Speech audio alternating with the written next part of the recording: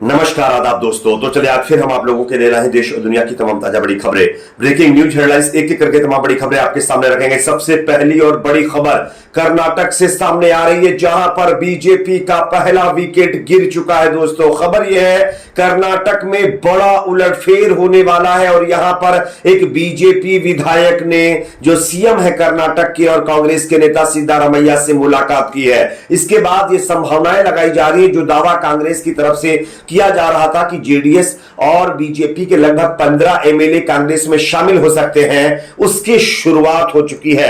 मैं आपको खबर दिखा रहा हूं, आप इस खबर को देख सकते हैं। दोस्तों कर्नाटक में चुनाव होने के बाद भी राजनीति चरम पर है। अब भाजपा में टूट के आसार दिखाई दे रहे हैं। ऑपरेशन हस्त की चर्चा के बीच कर्नाटक के कुछ भाजपा विधायक यह संकेत दे रहे हैं कि वो अपनी मात्र पार्टी में वापस जाने के इच्छुक हैं। यानी कि भाजपा विधायक और पूर्व मंत्री एसटी सोमशेखर ने जैसे ही मुख्यमंत्री सिद्धारमैया से मुलाकात की है, चर्चाओं का बाजार गर्म हो गया है।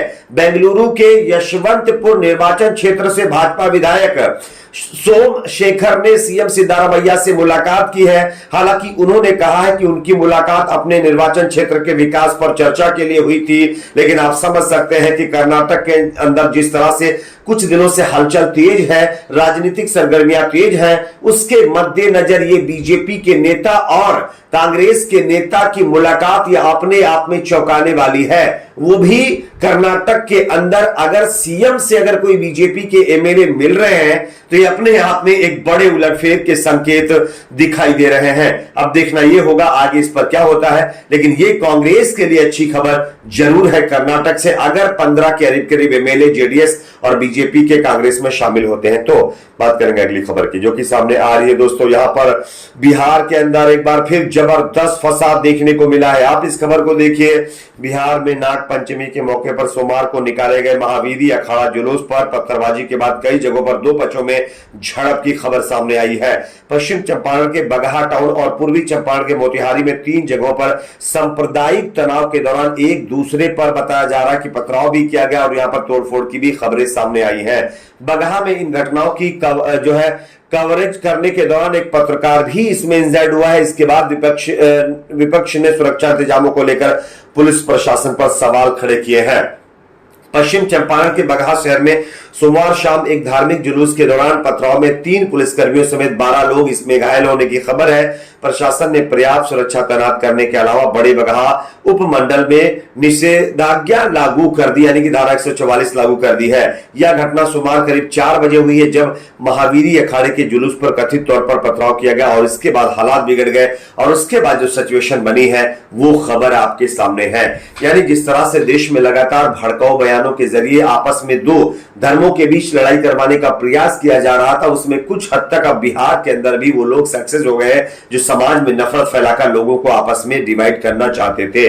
बात करेंगे अगली खबर की जो कि सामने आ रही है। यहां पर जो है एक बार फिर दोस्तों बीजेपी के एक नेता ने महिलाओं पर विवादित बयान दे डाला है। मैं आपको खबर दिखा रहा हूं, आप देख सकते हैं। मछली खाने से औरतें चिकनी हो जाती हैं, जिसे देखकर कोई भी उनका कायल हो जाए। ये बीजेपी के नेता विजय गावित यानी महाराष्ट्र के ये मंत्री भी बताए जा रहे हैं। इनका ये बयान सामने आया। इन्होंने स्पष्ट तौर पर कहा है कि मछली खाने से औरतें चिकनी होती हैं और ऐश्वर्या राय रोज मछली खाती है, शायद इस वजह से वो चिकनी है। ये कहते हुए अपने आप में बीजेपी के नेता ने अपनी ही पार्टी को एक्सपोज कर दिया है इस मामले में कि बीजेपी ये दावा करती है कि उनके पार्टी के नेता काफी संस्कारी हैं। और आप देख सकते हैं संस्कारी पार्टी के नेता किस तरह से महिलाओं के ऊपर विवादित बयानबाजी कर रहे हैं। अपने आप में ये चौंकाने वाली खबर सामने आ रही है। अगली खबर की बात करेंगे जो कि सामने आ रही। देश में लगातार हो रही मॉब लिंचिंग के मामले पर अब कानून बनाने की मांग की गई है। आप इस खबर को देखिए। मुस्लिम संगठन जमीयते उलमाए हिंद का प्रतिनिधिमंडल राजस्थान के वसीम खान के घर का दौरा किया है। प्रतिनिधिमंडल ने मृतक के परिजनों से मुलाकात की और अपनी संवेदनाएं व्यक्त करते हुए उन्होंने कहा है कि खुद को धर्मनिरपेक्ष बताने वाले राजनीतिक दलों को मॉब लिंचिंग के खिलाफ कानून बनाना चाहिए। दरअसल जमीयते उलमाए हिंद के अध्यक्ष मौलाना अरशद मदनी ने वसीम के परिजनों के प्रति संवेदना जाहिर की है। यानी राजस्थान के अंदर जो वसीम को खत्म किया गया था मौत के द्वारा, उस पर अपनी संवेदना व्यक्त की है। उन्होंने कहा है कि वसीम के अनाथ बच्चों के पढ़ाई लिखाई की जिम्मेदारी जमीयत की होगी। उनका कहना है कि जो ये घटना हुई है इसके खिलाफ कार्रवाई होनी चाहिए और उन्हें न्याय के कटघरे में खड़ा करना चाहिए। उन्होंने यानी जमीयत की तरफ से आगे कहा गया है, सुप्रीम कोर्ट के सख्त निर्देश के बाद भी यह क्रूरता कम होने का नाम नहीं ले रही है। मॉब लिंचिंग किसी समुदाय विशेष का मुद्दा नहीं है, यह सामाजिक मुद्दा है। इसलिए सभी राजनीतिक दल जो खासकर खुद को धर्मनिरपेक्ष कहते हैं, उन्हें इसके खिलाफ कानून बनाना चाहिए। आपकी अपनी इस पर क्या राय है दोस्तों? क्या मॉब लिंचिंग के खिलाफ कानून बनना चाहिए? कमेंट सेक्शन में अपना फीडबैक जरूर दीजिए। बात करेंगे अगली खबर की जो कि सामने आ रही है दोस्तों। इजराइल को एक और बड़ा झटका लगने वाला है। आप इस खबर को देख सकते हैं। वैसे फिलिस्तीनियों के ऊपर इजराइल का जुल्म आप देख सकते हैं किस हद तक बढ़ चुका है, लेकिन इसी बीच अमेरिका में राष्ट्रपति चुनाव अगले साल होने वाले हैं, लेकिन पार्टी लेवल पर टीवी डिबेट्स अभी से शुरू हो रहे। रिपब्लिकन पार्टी की बहस शुरू होने से पहले ही उम्मीदवार आपस में ही भिड़ गए और ये लड़ाई इजराइल को लेकर हुई है।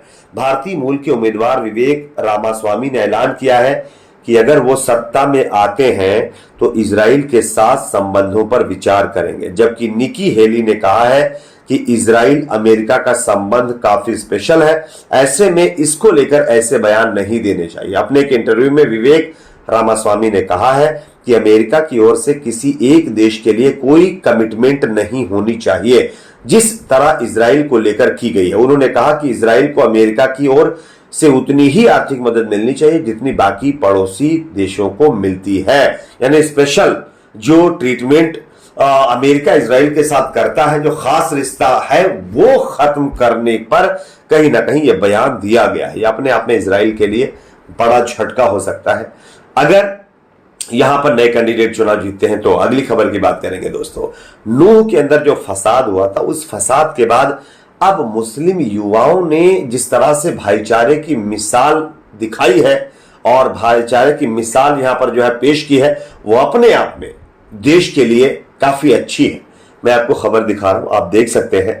सद्भाव की मिसाल कायम करते हुए मरोरा गांव, यानी ये नूह के अंदर आता है, यहां पर अल्पसंख्यक समुदाय के लोग नूह जिले के एक मंदिर और गौशाला की रखवाली कर रहे हैं, जहां 31 जुलाई को सांप्रदायिक फसाद हुआ था।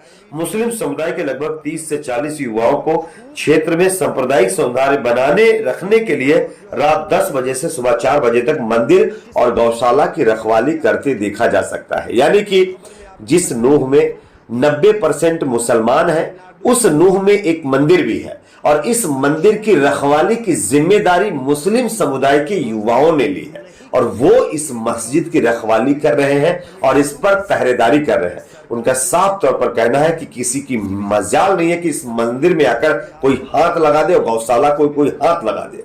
अगर कोई ऐसा करने की कोशिश करेगा तो वो युवा उसके जो है खिलाफ खड़े हो जाएंगे। बात करेंगे अगली खबर की जो कि सामने आ रही है बागपत से, जहां पर आंदोलन के बिना किसानों को नहीं मिलता बकाया, ये कहते हुए किसानों ने सरकार के ऊपर कटाक्ष किया है। आप इस खबर को देखिए। भाजपा के राष्ट्रीय अध्यक्ष चौधरी नरेश टिकैत ने कहा है सरकार चीनी मिलों से बकाया गन्ना मूल्य भुगतान नहीं करा पा रही है, इस कारण किसानों को आंदोलन करना पड़ता है। उन्होंने कहा कि आंदोलन के बिना किसानों को बकाया गन्ना मूल्य भुगतान नहीं मिलता है।